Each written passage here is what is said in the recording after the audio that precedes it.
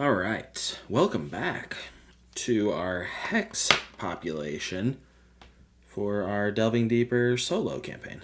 Did a little bit of work. Actually, I was going to record this last night and then got completely trapped. I filled out, I don't know if you can see this very well. At one point, every single one of these hexes was filled out. I had to go through with these little tiny numbers, and then it was like, when it was completed, it was, it looked neat, but it was like too fucking distracting. So I decided, as long as you know the columns, which are just easily numbered, and then you know, like, that these first, like, this one, let's see, like this and then this are both an A, and they kind of like, they make up 1.5 of like the hex rows. It'll be pretty easy to just go through. That way I don't have to like number, or, worst case scenario, I'll like, as we populate it, I'm not going to label everything that hasn't been explored. Is essentially what I'm saying. So I think we should just dive right into it. We're using the hex, or the sandbox generator, which is a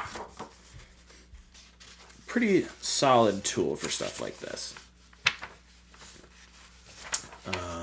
And typically for like a hex crawl adventure, you kind of have like minimal hex population done. I mean, the fun part of it is the exploring.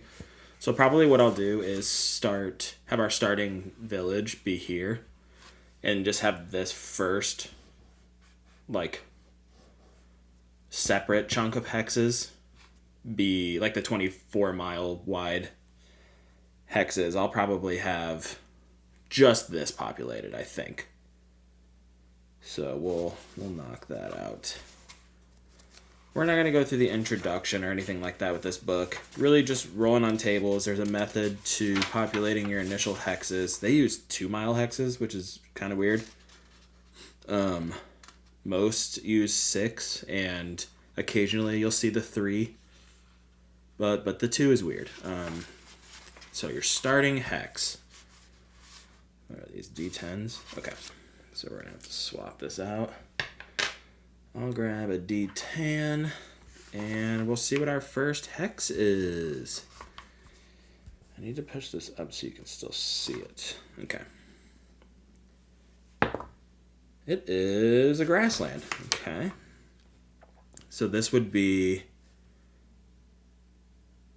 Oh, wait, yeah, it goes this way. So 11K. All right. 9K, or no, yeah, 10K, 12K. Cool, that makes sense. Should be pretty easy to discover. So this is a grassland. So we're going to do...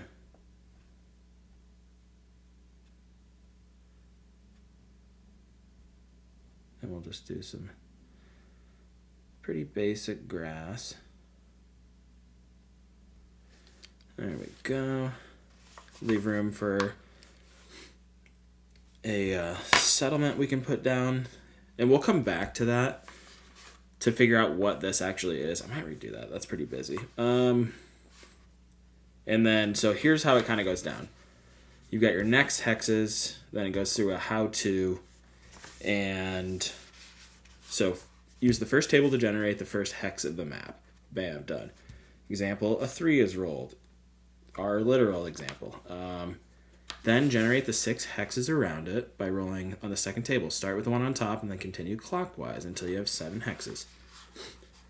So this is your starting hex table. Then you'll just use this next one just because as you're going through, it adds some continuity to the biomes if you roll a 1 through 5.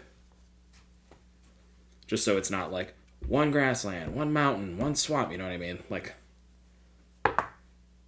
10 mountains. Okay, so this one up top will be mountains.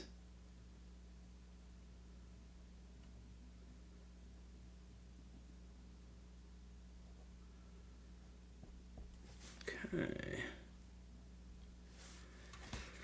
And now we'll go around to this next one, to J12 and 8 hills.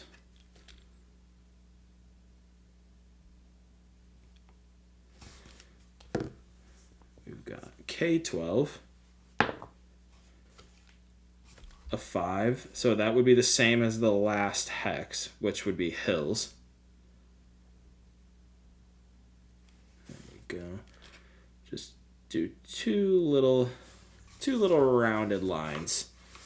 That'll be our indication for hills. So let's go to 11L. A 1, more hills.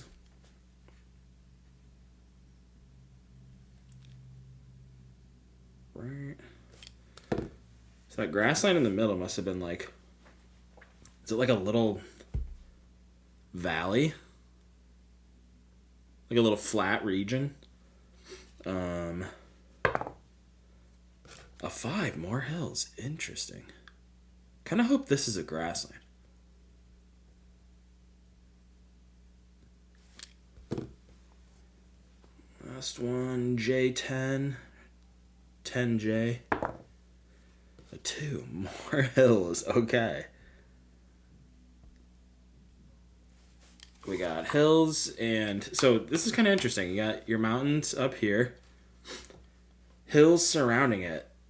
So our village will be like kind of in like a little, almost like a little valley. Not a valley like with, I guess, with one mountain around it, but a little flat patch.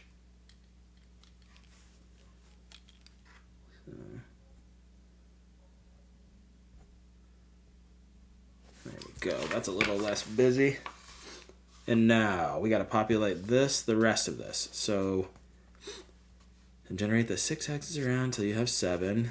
Example, the rolls, blah, blah, blah. We don't need that. Until now, the previous hex was always the same, the central one. From now on, it will vary and will each time be one of the previously generated hexes.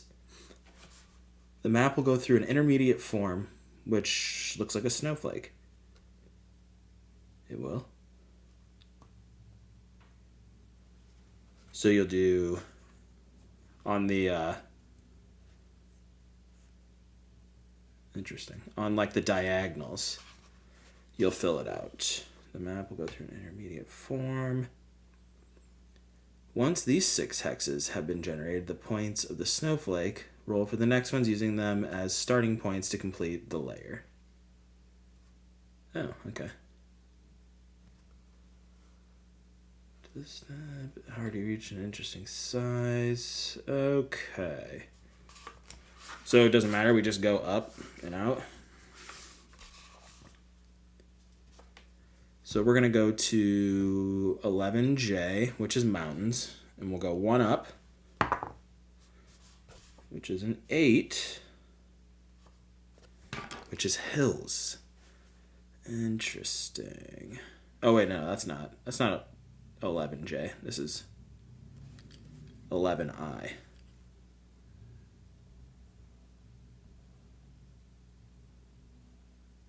Okay, we got hills there. I like having these borders, but if I was going to redo this hex, I would probably make them a little lighter. But I'm not going to look a gift horse in the mouth. And now we're going to go out from 12J up to 13J, which is hills. Same as the previous text, or hex. Interesting. So we're going from 12K to 13L. A 5.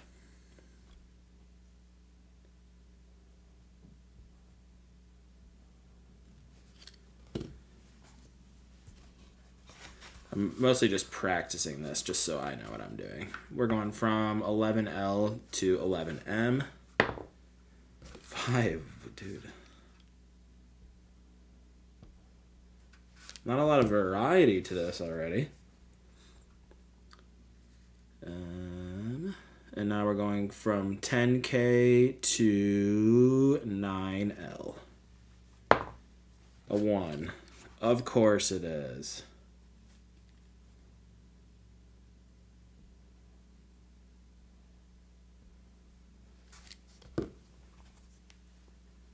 And last but not least, we're going from 10J to 9J.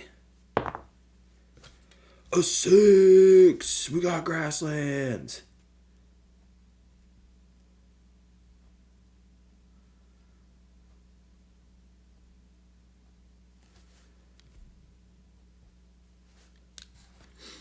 There we go. And now we will fill these out, kind of like round it out. So we're going to go from 11I to 12I. I'm taking that. That's a fucking 8. We're going for it. Oh, no. We got hills anyways.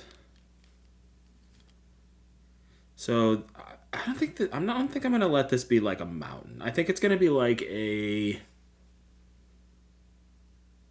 Oh, no, fuck it. It can be a mountain. It can be just like a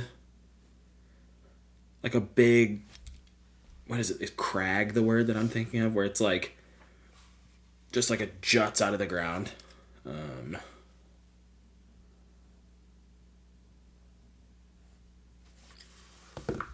now hills. This would be 13J down to 13K. A 7. Forest. Ooh.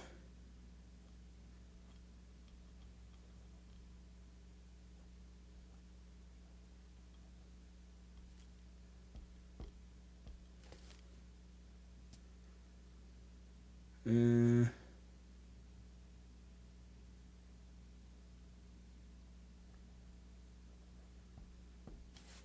we go.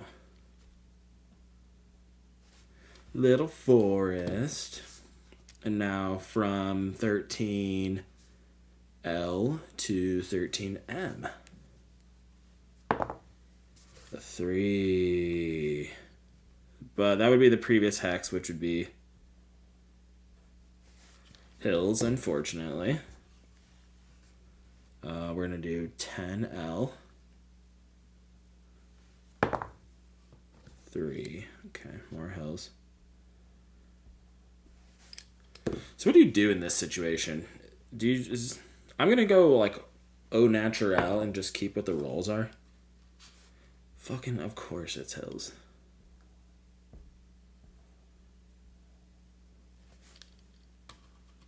I'm going to keep... I just want to do 2. Just 2 lumps on that one. Okay, and last one. It is it's grasslands. So 2, yes, more grass.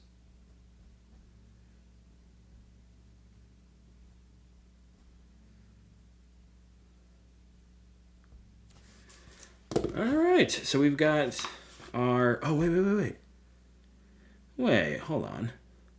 Oh, no, we're good. Cool. Nice. Yeah, we got our first, what are they? 19 hexes. So 1, 2, 3, 4, 5, 6, 7, 8, 9, 10, 11, 12, 13, 14, 15, 16, 17, 18, 19. Yeah. Don't know why I didn't just believe it. Recommend stopping at this point. I also recommend stopping at this point. So I'm going to keep moving on this way. And we're going to check our settlements. And I'm going to roll a d6 to figure out what is in 11K, our starting hex. So we've got what we could possibly have here. Settlements. A hamlet is a number. If you roll a 1, you get a hamlet. 2, a village. 3, a city. 4, a castle. 5, a tower. 6, an abbey. An abbey, okay. An abbey is the leaf symbol. I will use that, I think. Looks like it's...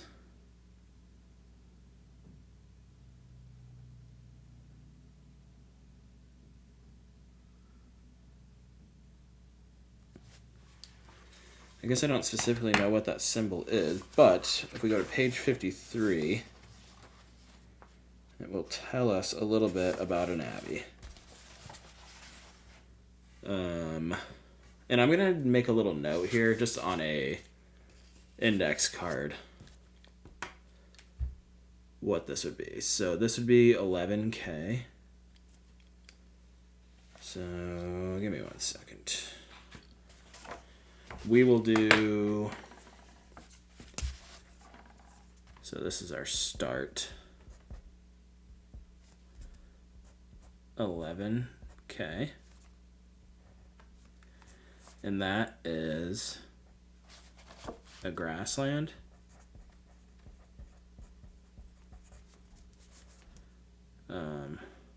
With an abbey. And now we'll get to roll some details about the abbey.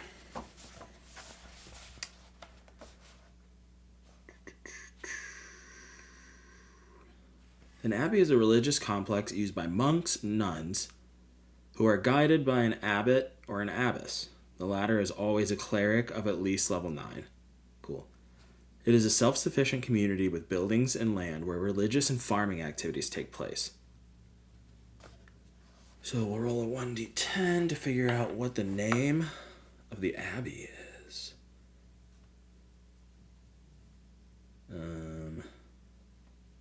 Okay, so if you get a ... it means check the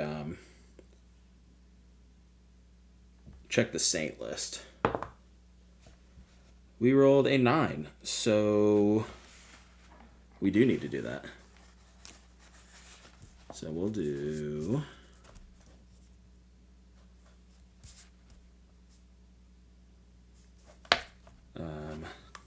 Saint... Ooh, a D30. Ooh, wait, hold on. I have a D30. I got a couple packages of the Zaki dice, so we have got a D30 in here. Is this isn't a D30, is it? Damn, this thing's huge. Let's do it. Let's roll the D30, baby. This is gonna be a heavy one.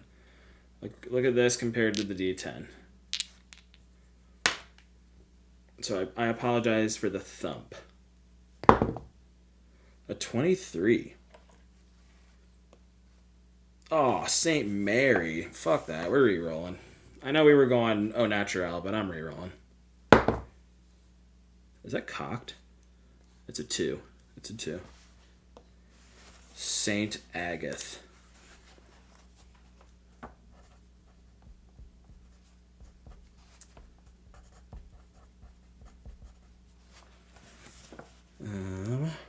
Let's see. Roll a 1d6. We'll hang on to that. Just in case.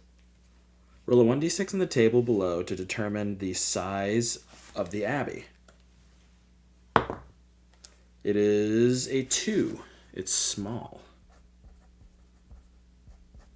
Okay. Major abbeys shelter more monks and nuns, and are the only ones that can own a religious artifact. Ooh. St. Agath Abbey. Monks. How many monks live here? Depending on the size of the abbey, roll the indicated die to determine the number of monks or nuns living here. A small abbey is a 1d4. Let's see. A 1d4 times 10 plus 20. 3 times 10, 30, plus 20, 50. Okay. In a small abbey, increase the level of the abbot or abbess by 1 if there are 50 or more monks. In a major one, add 1 level per 100. So wait, it said they were at least level 9, correct? Yeah, so level 10. That's a level 10 cleric for the... So 50 monks, nuns, and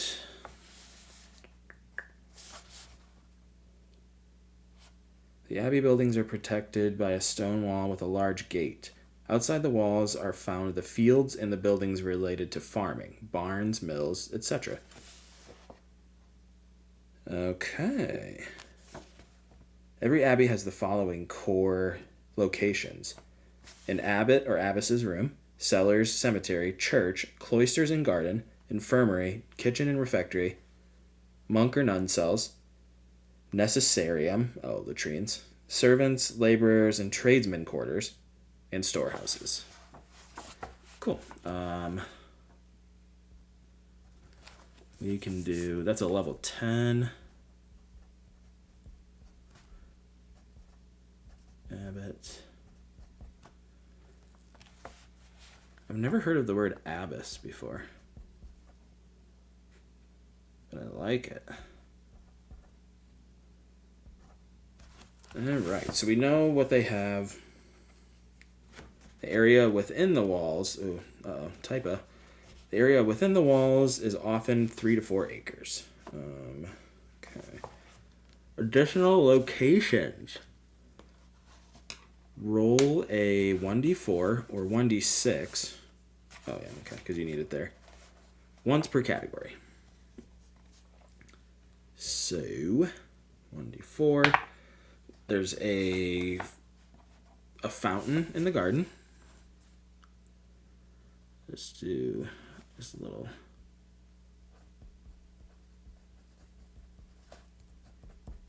Garden fountain. One more. A 2 again, a drugstore.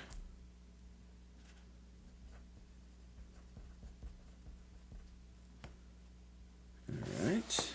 One more, religious buildings. A 4, scriptorium and library. Cool.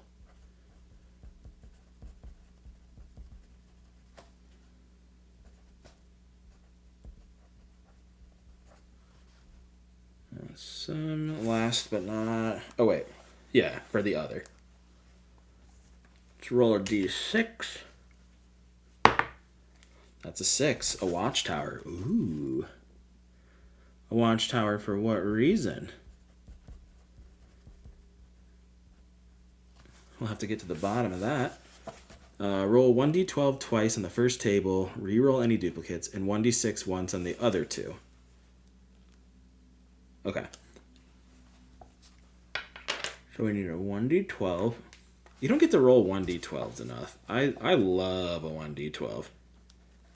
I think it's the best shaped dice, and it has a good amount of weight. I love the like grippable flat sides. Okay, roll 1d12 twice. That's a 5. Goats.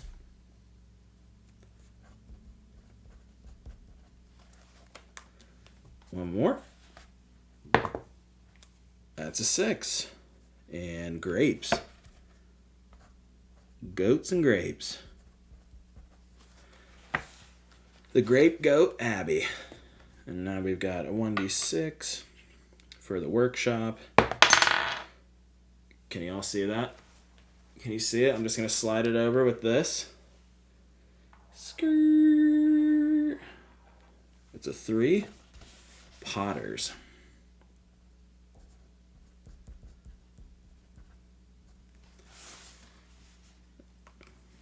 One more. A 4. Copy and translation. That makes sense because of the scriptorium.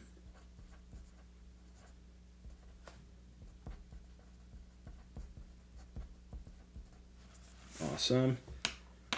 Fame. The tables under this section should only be used for major abbeys. Oh, okay. Oh, and we don't get a religious artifact, which means we don't get a relic type.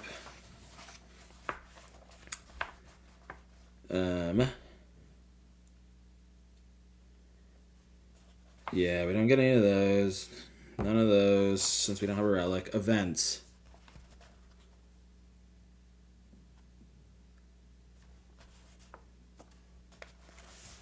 Example. Okay. Okay, so there's some events here. We've got an event. So a 1d6 to determine whether the event ended earlier, is happening now, or will take place in the future. A 4 is happening now. Ooh. Now we roll a d12 to figure out what is its nature. A 12, visit of a notable person. Okay.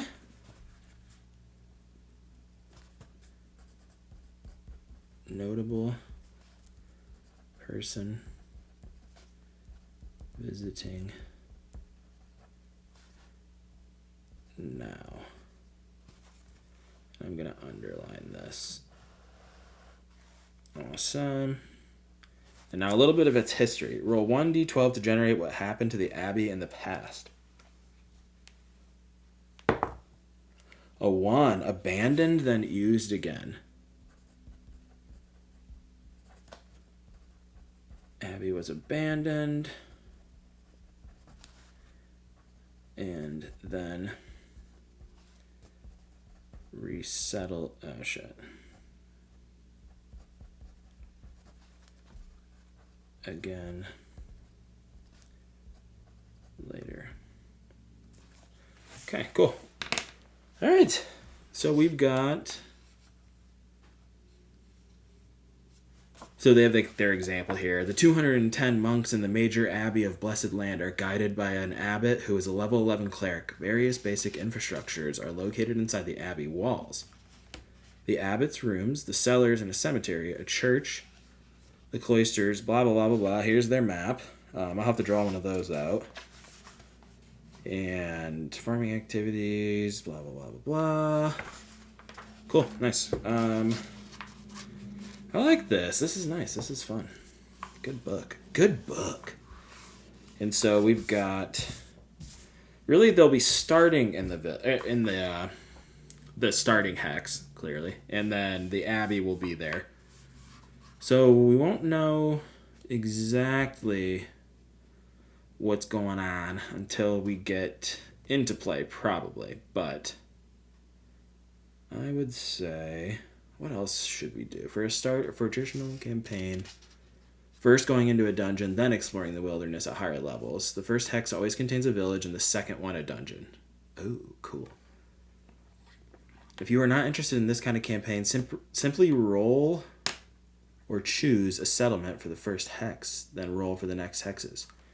I got an idea. So there's a dungeon. Wait. The first hex always contains a village, and the second one a dungeon. Yeah, so right next door. So what could we do? There's 7. No, there's 6. Oh, nice. Okay. So we'll just roll a d6 to figure out which one of these the dungeon will be in. So we've got... We'll start with 11J right here. This will be 1... 2, 3, 4, 5, 6. We'll just go around the horn.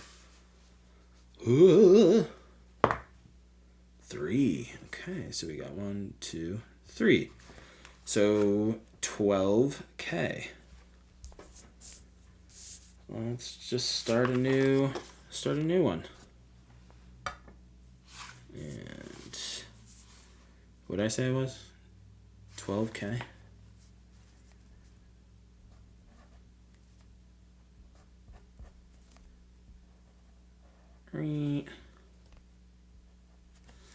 And now for the dungeon, page 63.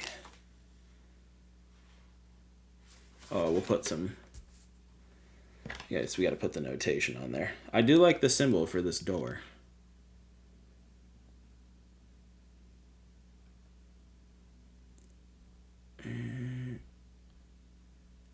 Bam, there we go.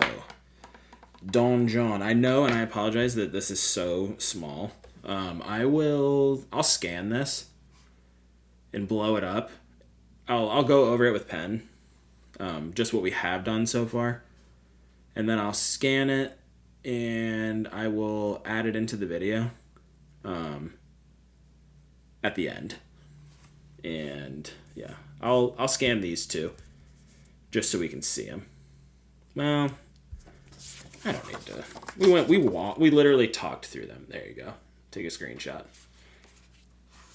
We're not gonna waste both of our times doing that. So we do have our dungeon, so we need to go to page 63. And I think we're probably good on this page, so I think I'm just gonna let go.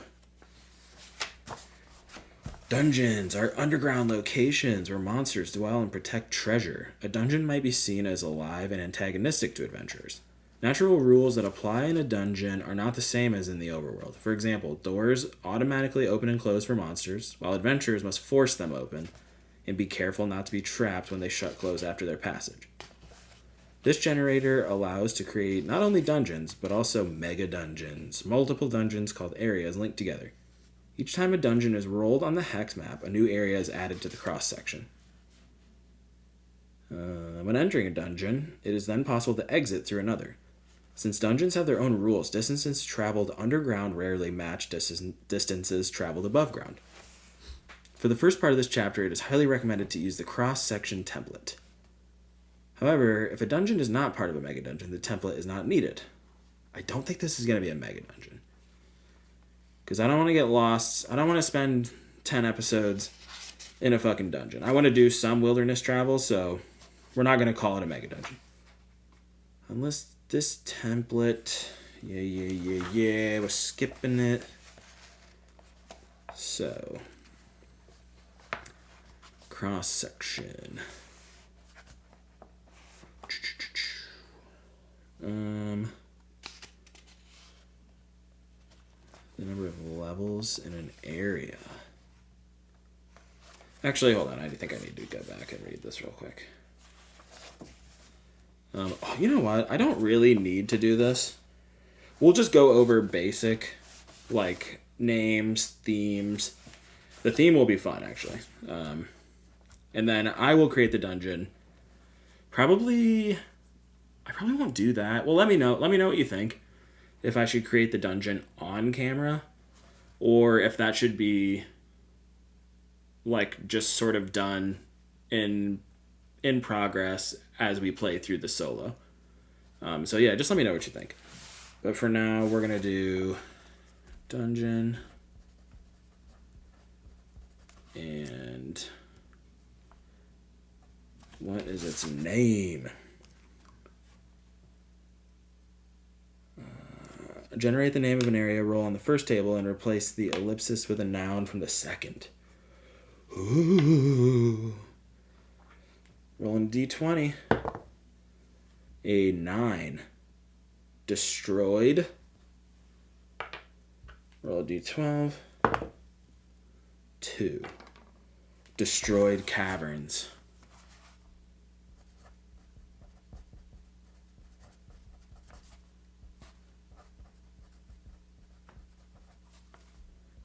Put that in quotes.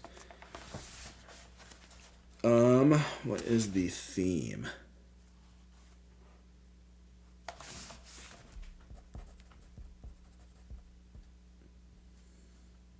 I'll use the theme, you know, just so we got like a basis to start on. D20 again. A 10. There is no theme. Okay. We will make it up as it goes. Levels. Let's figure out how many levels it is. That'll be nice to know ahead of time, but I'm not going to go through any of the rooms or anything like that right away. It's always linked to the surface. Oh, wait, we might want to look at links too. But roll 1d6 to determine the number of levels, then roll 1d6 per level to determine at which depth it is located. The depth is rolled multiple times. It means that level is subdivided and there are multiple levels at the same depth. 1d6 to determine the number of levels in an area. I guess that's because we're using the cross section. Let's keep looking through. Wandering monsters. Is there like a don't use the template? I guess this has got a dungeon generator too. I don't know. I guess I haven't read through this dungeon generation section yet, so I don't know how it compares to the Arcane Sword Press old school revival that I got. See, I might need to read through this. This is pretty cool. Generators, dungeon, levels. Da, da, da, da. Oh wait, so this is using a. Here's the example. For this example of a dungeon, let's use the Hexmap. Areas. With a few rolls on the tables from page 64, the 5 areas are named. Oh, word. Okay, so these all connect to the same dungeon. Yeah, we're not doing that. We're just going at it the old-fashioned way. So let's figure out how many levels are in this B. I'm just pushing it. 5.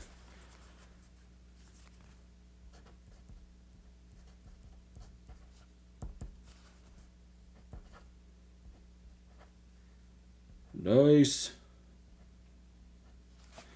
Yeah, okay. Well, yeah, we got our first 2 things. And then Wilderness, I would rather just go at it and kind of open it up and explore it as we go. That sounds more fun to me than planning it all out ahead of time. The dungeon, I feel like maybe I'll start it. But either way, let me know what you think. If I should do it on camera, maybe I'll make an episode. Maybe I'll just record it regardless, and we'll see what happens. But yeah, we got our first 2 hexes populated. Got our starting hex good to go. The Abbey of St. Agatha. All right. There we go. And we've got a Destroyed Caverns dungeon with no theme and 5 levels. So we're pretty good to go. All right, y'all. Well, thank you so much for watching. Hope you tune in next time. And yeah, we'll be back. I don't know. We'll see. We'll see what the comments end up being. There may be an episode in between this and when the solo play starts. Yeah. Let me know. Thanks for tuning in, y'all. I'll catch you later. Bye.